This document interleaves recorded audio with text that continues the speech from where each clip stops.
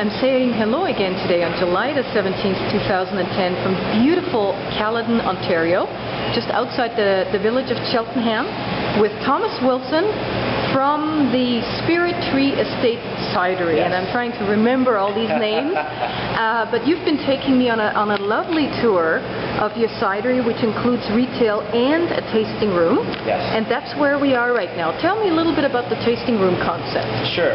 This is the winery side of our facility. So this is our tasting room.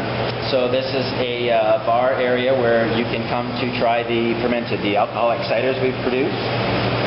We have a pub-style cider, so an English pub-style cider. We have an estate reserve, so a true wine, a French-style cider. And then we have an iced cider, which is very big in Quebec and is gaining popularity around the world. Is that the parallel concept to iced wine? Exactly. So basically apples are left on the tree past the freezing point? We've tried that. The problem is apples don't have the natural sugar content to just freeze down once. Okay. It requires multiple freezings.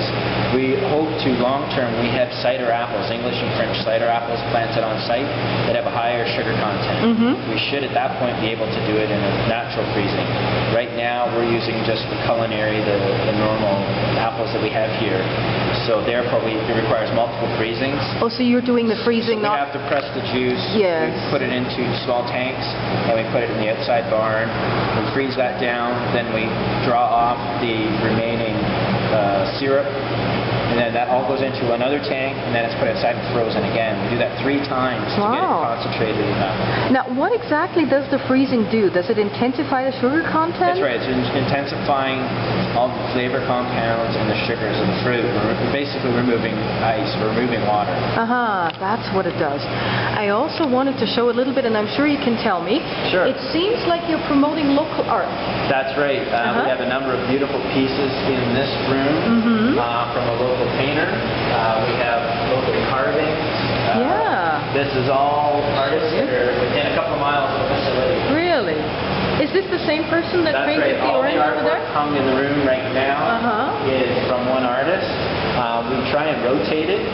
So we, in the fall, winter, we had one artist featured in this room, and through the spring, summer, we've had the current artist. And this fall, we're actually going to switch everything out again. Okay, great. So people can come here not just for pastry, bread, baked goods, all sorts of other goodies, and the cider experience, but they can also experience local art here. That's right, local art. They can sit down to have something to eat. It's a very nice facility. It's a full tasting room. We have a service license, so you can purchase a glass of cider, sit down, have a very winery-style menu, so a cheese plate, breads and spreads, a savory tart, a gourmet sandwich, salad, things like that. And I heard something about what was the soup? Red pepper soup? Roasted pepper soup? We make artisan soups every week. Nice. The past soup was a spring pea and a strawberry, so a cold strawberry soup. And we're just working on some roasted peppers. Sounds great.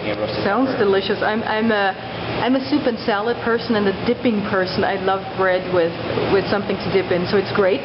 But there's one other area I wanted to show. And we've got here something very nice, an outdoor patio with a pond.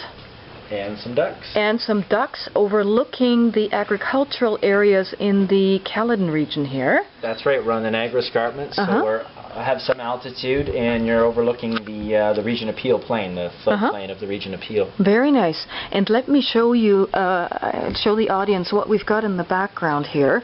This is obviously some historical equipment. It's an antique cider press. Oh, it is? From actually the Eaton family maintained an estate in Caledon. And the history we have is that this piece came from their estate.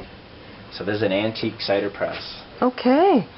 Wonderful. Well, you've got so many interesting things. At every corner there's something different where you can learn something and really expand your mind. And you're also going to show me something in the cellar, I think. We're going to go to the wine cellar now and see where the hard ciders are made. Excellent. Thank you.